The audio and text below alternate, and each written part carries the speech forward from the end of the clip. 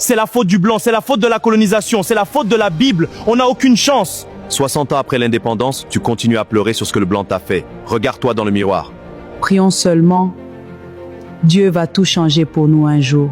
Dieu n'a jamais développé un pays à la place des hommes. Il faut agir, pas seulement prier, ma chère.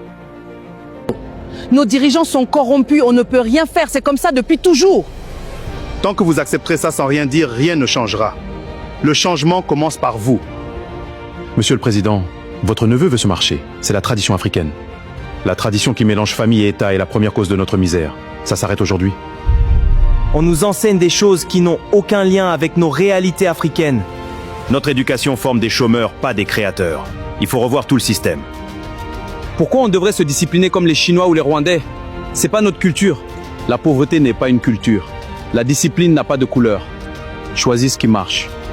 Monsieur le Président, nos dirigeants sont les plus coupables dans cette situation. Tu as raison. Mais un peuple qui se victimise sans cesse rend le travail du dirigeant 10 fois plus difficile.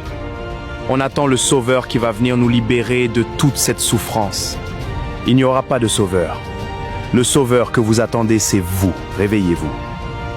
Le problème de l'Afrique n'est ni seulement la colonisation, ni seulement la religion. Le vrai problème, c'est notre refus collectif de prendre nos responsabilités.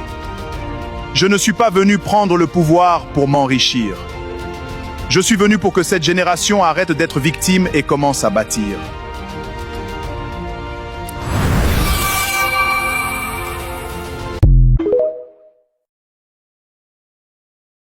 Papa, pourquoi certaines personnes réussissent avec presque rien, alors que d'autres échouent même quand ils ont déjà beaucoup de moyens et d'opportunités dans la vie?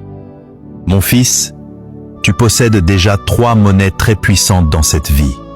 Le savoir, le temps et l'argent que tu contrôles.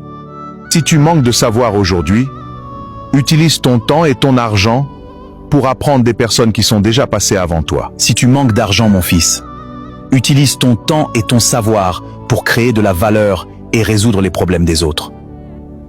Et si tu manques de temps aujourd'hui, utilise intelligemment ton savoir et ton argent pour gagner du temps et avancer beaucoup plus rapidement. Donc papa, au lieu de me plaindre de ce que je n'ai pas encore, je dois surtout apprendre à utiliser ce que je possède déjà intelligemment? Exactement, mon fils. Les personnes qui réussissent ne sont pas toujours celles qui ont le plus de ressources, mais celles qui les utilisent mieux. Le savoir, le temps et l'argent sont les 3 monnaies de la réussite. Apprends simplement à les échanger intelligemment au bon moment, mon fils. Hello la famille, bonjour, bonsoir à tout le monde, surtout les artistes. Merci d'être toujours branchés parce que ça c'est votre coach Blaise Tramodelina, artiste, musicien, écrivain, gradué en écriture musicale à l'Institut national des arts, le fondateur de l'éducation financière musicale, un concept unique créé à notre manière pour aider les artistes, surtout les artistes, musiciens,